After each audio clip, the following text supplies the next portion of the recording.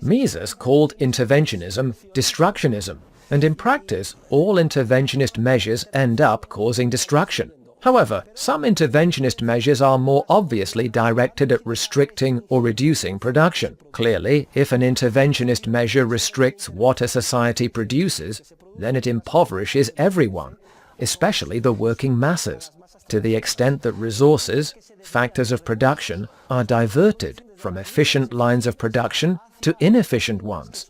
Scarce means are employed in the wrong places, and the final result of all this is that we all ultimately become poorer. Import tariffs, protectionist measures in international trade are a typical example of such restrictive measures, and Mises comments on them. In the last course, we studied Ricardo's law of association, which is simply a generalization Mises infers from the law of comparative advantage.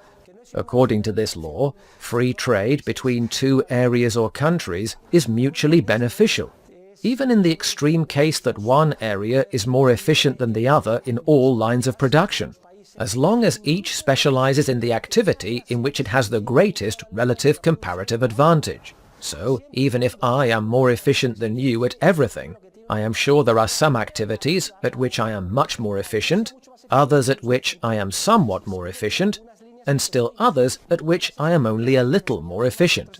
In that case, it is best if I devote myself to the activity at which I am much more efficient, and you focus on the activity at which, though I am more efficient than you, the difference is less marked.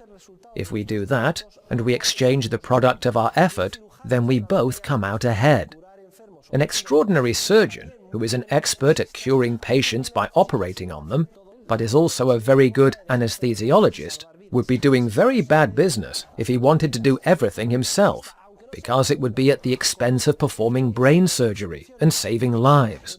However, if he concentrates on saving lives and allows the anesthesiologist, though not as skilled, to take care of that part of the job, then both come out ahead as a result of specialization and exchange. This idea can be transposed to the sphere of international trade. In fact, in the history of economic thought, the discovery of this essential idea happened the other way around.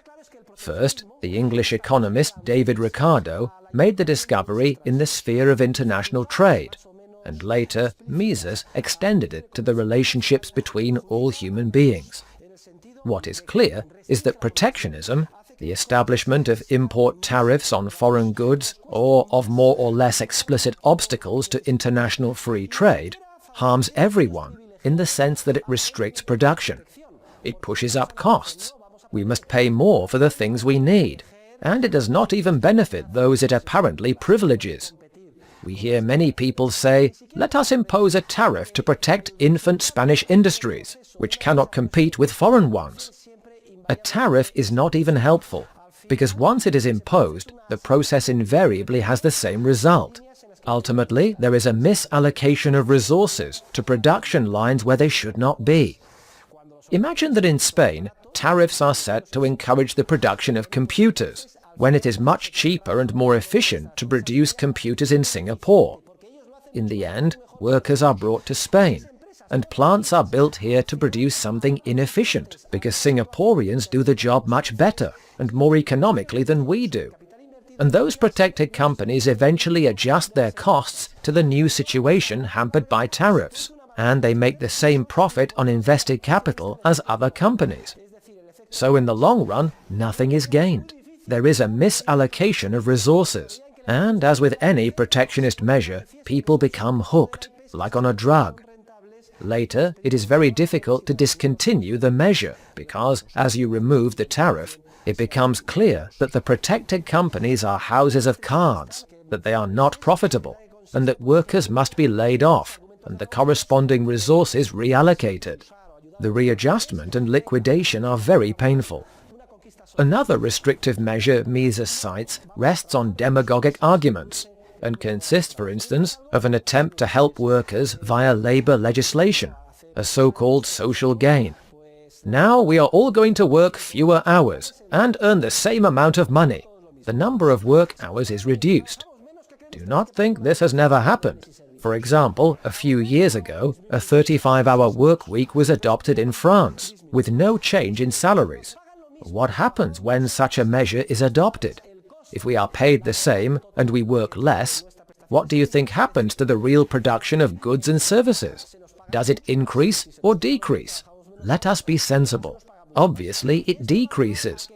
In a nutshell, if we are paid the same and we work fewer hours, the total labor cost of our provision of services rises. That is, we are paid much more per hour. If we are paid the same and we work fewer hours, we are paid much more per hour. In the market, workers always tend to be paid the discounted value of their marginal product. Therefore, if employers are forced by law to pay more per hour, the result is, first, a restriction of production, we all become poorer, and second, all of the workers at the margin, who, due to the law, cost more to employ than the value of what they produce, cease to be profitable. They are laid off, or simply not hired. Unemployment climbs sharply. Furthermore, it is absurd to think we can decrease by law the number of working hours and have everything remain the same. Any sensible person, without needing to attend this economics course, and with a little logic, will realize that if we all work less, we are going to produce less, and we cannot improve our standard of living. That is the illusion, that is the deception many societies have been subjected to. For instance, Greek society, and to a large extent, Spanish society as well. We think we can live a much better life, enjoy more goods and services each year, buy plasma TVs and new cars, go on trips and so on, while working less and less. This is a fictional illusion fed by politicians, because politicians want us to vote for them. They offer it to us, and we fall for it and vote for them. What is revealed? Well, in the case of Greece, it immediately became clear that Greek workers were not competitive with workers in the rest of the European Union countries, and that the system was unsustainable. No one was buying Greek products because they were more expensive. Income fell in Greece. Public revenue fell. In such a situation, sometimes we can maintain the fiction for a while by requesting loans. But sooner or later, lenders realize that the debtor is unable to pay, and so they charge higher and higher rates of interest. The time comes when we must face up to harsh reality. Ladies and gentlemen, we must become competitive again. We must reduce costs. We must work more and earn less. But people protest. They say, no, I have a right. They seek a social gain, and they go out into the streets to protest. It does not bother me that they go out into the streets to protest. That is like protesting against the law of gravity. Mises's treatment of the destruction of production is one of the best parts of human action. Mises had acquired a great deal of practical experience during his years as the chief economist for the Chamber of Commerce in Vienna, and he very perceptively analyzes the relationships between different phenomena. A connection can exist, for instance, between the phenomena we are discussing. Citizens receive the demagogic offer of the chance to work less and earn the same amount. Everyone votes for the law, and it is put into operation. Imagine I ask, who is in favor of earning twice as much and working half as much? We are all in favor of that, but it is an impossibility. Consequently, as we have already learned, we become poorer. Less is produced, and unemployment rises. Well, politicians never go beyond the obvious, and as soon as the initial effects appear, they see that citizens actually start buying more and more foreign goods and services, because they are cheaper and of higher quality. And politicians say, this is an unsustainable situation. We are working less, and on top of that, people here are buying foreign goods, and local companies are going bankrupt. So they start to think, and they exclaim, I've got it! We will prevent people from buying foreign goods and services. We will establish an import tariff. Take note, interventionist logic brings about adverse effects, and the attempt is made to cancel these out with additional intervention, which in turn gives rise to cumulative effects that are even stronger and more harmful. A measure which restricts production by reducing the number of working hours to 35 a week, with no change in wages, drains local products of their competitiveness. The citizens themselves buy foreign products, As soon as this becomes clear, we try to prevent foreign products from entering the country. We set import tariffs, and to a severe distortion, we add another, and another. It is like when a petty criminal commits a minor crime, and to cover it up, he commits a more serious one, and then an even more serious one. And before he knows it, he has dug himself into a deep hole he cannot get out of. The same is true of intervention. That is why it is important for societies to be disciplined. Discipline is needed to avoid the demagogic deception of citizens. One of the most important requirements of such discipline is that it be impossible to manipulate the monetary sphere. Well, fortunately for Greece, fortunately for Portugal, fortunately for Ireland, and fortunately for Spain, we are in the Eurozone. As a result, we cannot go on deceiving ourselves like we used to by devaluing the peseta. Instead, for the first time in history, we must rise to the challenge of making the necessary structural reforms. There is no way around it.